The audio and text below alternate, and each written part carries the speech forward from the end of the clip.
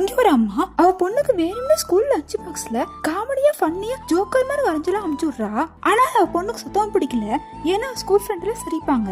இதனாலே அவங்க அம்மா கூட சரியா பேசவே மாட்டா. அதே மாதிரி ஒரு நாள் ஸ்கூல் லஞ்ச் பாக்ஸ் ஓபன் பண்ணி பாக்குறா. அன்னைக்கு டிஃபன் பாக்ஸ்ல கியூட்டா டால் மாதிரி செட் பண்ண லஞ்ச் ரெடி பண்ணிருப்பா. அன்னைக்கு அவளுக்கு மட்டும் சாக்கிங் இல்ல, அவங்க ஃப்ரெண்டுக்கும் பிடிச்சிருக்கும். அன்னைக்கு சாயந்தரம் அவங்க அம்மா பக்கம் வேகமா ஓடி வரா. வந்தோடனே என்ன பேசுன்னு தெரியாம தேங்க்ஸ் மட்டும் சொல்லிட்டு உள்ள போயிருவா. அவங்க அம்மா ரொம்ப சந்தோஷப்படுவா அன்னைக்கு. ஏன்னா 3 வருஷத்துக்கு அப்புறம் நீங்க சரியா பேசிருப்பா. அது மட்டும் இல்லாம எல்லா டிஃபரண்ட் பாக்ஸும் காலி பண்ணிருப்பா. அன்னைல இருந்து டிஃபரெண்டா கிரியேட் பண்ணி தினமும் லஞ்ச் பாக்ஸ் டிஃபரெண்டா அனுப்பிச்சுடுறா. அது அவ பொண்ணுக்கு ரொம்ப பிடிச்சிருக்கும். இப்படியே 3 மாசம் போயிருது. 3 மாசம் கழிச்சு அவளுக்கு என்ன வருதுன்னு தெரியாது. அப்ப இவளோட மூத்த பொண்ணு வெளியூர்ல இருந்து வந்திருப்பா. ஒரு ஐடியா கொடுக்குறா.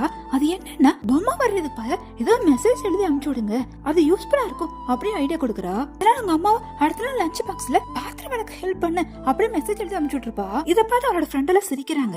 இதெல்லாம் பார்த்து அவளுக்கு மறுபடியும் கோவம் வருது. ஆனாலும் நைட் சாப்பிட்டோன்னு முறையா எல்லா பாத்திரத்தையும் அவ விளக்கி வச்சுதான் தூங்குறா. அடுத்த நாள் எதிர்த்து அவங்க அம்மாக்கு பொண்ணோட டைரி கண்ணில் படுது. அதுல அவ பொண்ணு எங்க அம்மா எங்களை புரிஞ்சுக்கவே இல்லை, நானும் அக்காவும் எங்க அம்மா கூட இருக்கணும்னு ஆசைப்படுவோம், ஆனா கேர் சென்டர் விட்டுட்டு எங்க வேலைக்கு போயிருவாங்க அப்படின்னு எழுதிருப்பா. அதை படிச்ச உடனே அவளுக்கு புரிய ஆரம்பிச்சிடும் பொண்ணு எவ்வளவு மிஸ் பண்றான்னு. அன்னையில இவ அம்மா டிஃபரெண்ட் பாக்ஸ் ரெடி பண்ணி இவட அன்பை வெளிப்படுத்துறா. இப்ப கொஞ்ச நேரம் கழிச்சு இவ ஸ்கூல் முடிஞ்சிட்டு காலேஜ் படிக்க வெளியூர் போயிருவா. இவ காலேஜ் முடிக்கிற முன்னாடி கேபஸ் சென்டர்ல வேலை கிடைச்சிரும். அது ஆசையா அவங்க அம்மாட்ட சொல்லலான்னு வருவா. ஆனா அவங்க அம்மா மயக்கப்பட்டு விழுந்து கிடக்குறா.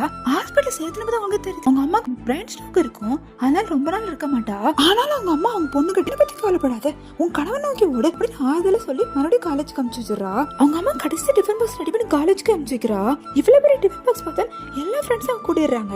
டிஃபன் பாக்ஸ் ஓபன் பண்ண உடனே டிஃபரெண்டா கிரியேட்டிவிட்டி செஞ்சு அனுப்பிச்சு விட்டுருப்பா. அதுக்கு கீழே லெட்டர் மாதிரி செஞ்சு அனுப்பிச்சு விட்டுருப்பா.